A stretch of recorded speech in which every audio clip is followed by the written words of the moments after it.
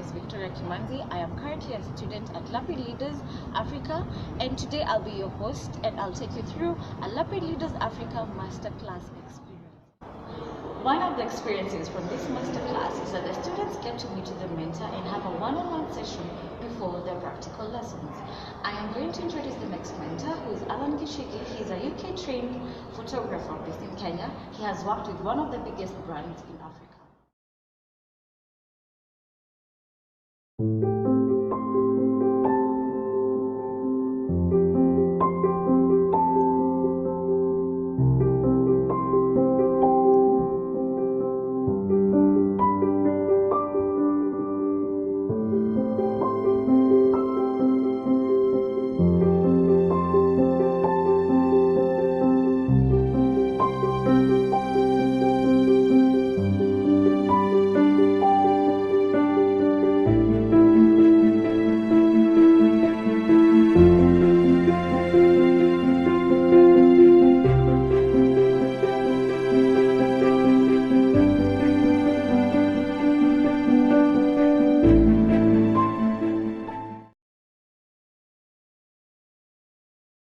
My name is Esther and I was at Lapid in cohort 1 in 2014 when I joined.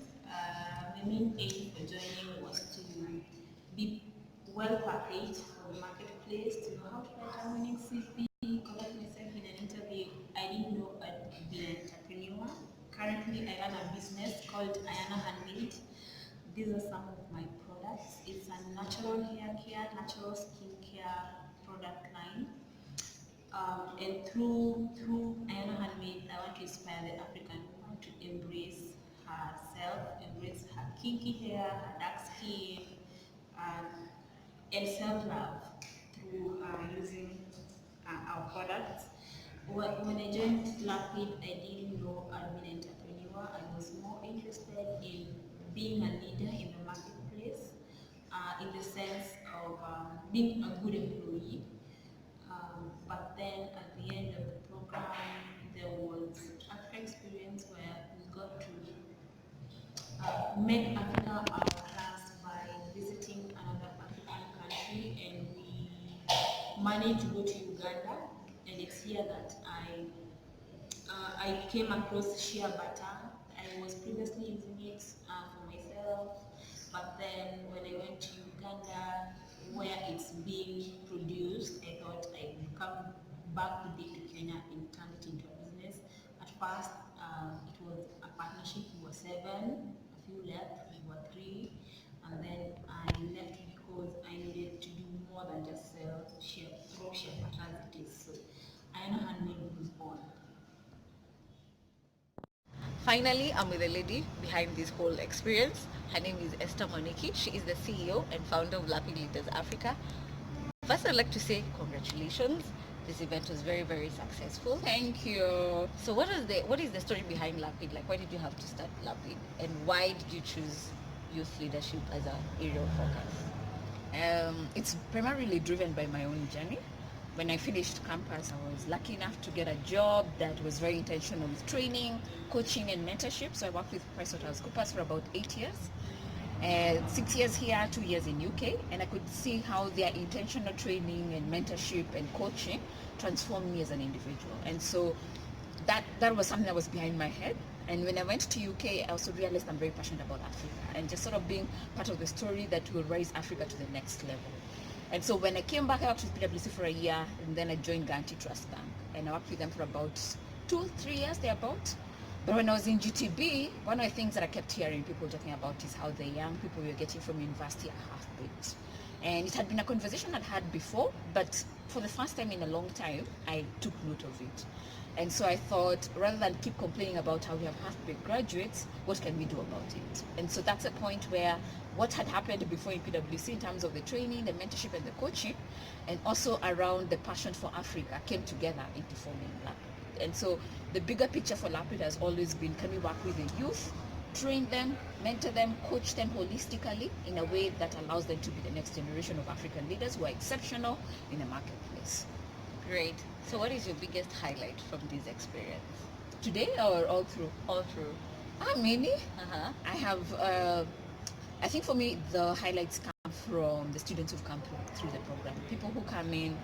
So of late, the stories that have been in my head and my heart a lot is someone who is in Ghana, who, when he walked into Lapid, he was a DJ, and you could tell he was very talented and very gifted, and he had a lot of potential, but you could also tell he wasn't clear on what he wanted to do with his life. And so as he went through the program, I became even more convinced that he's very talented. And somewhere along the way, he was even the CS leader. And now he's in Ghana, and he's going through Meltwater Entrepreneurial School of Technology, who are our partners in terms of they can get students from us. And he's building technological solutions, and he's living a really focused life. And so I think what you find in Lapid is a community of focused young leaders. And that's really hard. I remember there's one of the students who was telling me the other day, he was in court, I think 4 or 5, way back. But he says the biggest thing he got from Lapid, it's not even just so much the classes and the mentorship, but it's a community of people who are focused, who are pushing him constantly to become better version of himself. So that's one story of the guy in Ghana. I have another story of a really, a girl who joined Lapid when she was really young, and in fact she was bullied by her friends to come and join for one of the open days, but seeing her transform over the years, she joined still in campus, but now she's someone I can even entrust with many things. She's growing, she's becoming, and I've seen she's got many opportunities within the community. Mentors have hired her. She's now has a clear calling over her life. So those stories are the ones that just sort of make me think, despite inspired, this is an amazing experience for many people. Yeah, and one thing I like about Lapid is the intentional journey to self-discovery, and that has been my biggest highlight. It's easier for you to tell the youth you need to know yourself, you need to know yourself, but it's how can you know somebody who's a stranger to themselves? Yeah. So it's once you get to know more about yourself, it's easier for you to come up with a vision, with a plan, and goals, and become the person who God intended you to become. Yep. And I was talking to somebody the other day, and they were telling me they feel like Lapid is a mirror. Yeah. The way we build it it's very experiential. So there's classes, but there's also a lot of experiences that people go through. And then there's the mentors as well. And each one of those things serve as a mirror, so that you're able to see yourself and see what are things I'm good at. So for example, for you, even from day one, to clear, you're very good at communication. And then we then work with you to figure out what are some of the things that you can do with the gifts that are inside. I always tell people, we don't bring out anything that's not already inside you. It's just putting a mirror in front of you so that you're able to say, this is who I am. And that is such a powerful thing. I tell people there are people who are in their 60s, in their 70s, who still haven't put the mirror in front of themselves. So if you're able to do that at a young age, it's not an obvious success. I joined Lapid at a time when I felt that I wasn't purposefully living to my fullest potential. I have always known that I'm destined for greatness, but then I felt stuck. After going through the first level on leading self, I have gotten a clearer picture of who I am as an individual, as an African, and as a child of God. It's in the strengths, abilities, principles, and values that God put in me. I am now on a journey of becoming better, becoming more, and becoming who God created me to be. I believe that I'm a gift to Africa, and so are you. Join us in our ongoing intake and get an opportunity to go through an intentional journey of self-discovery. You can follow us on our website www.lapidleadersafrica.com, on Instagram, Facebook, and Twitter at Lapid Leaders Africa. Thank you for watching this video.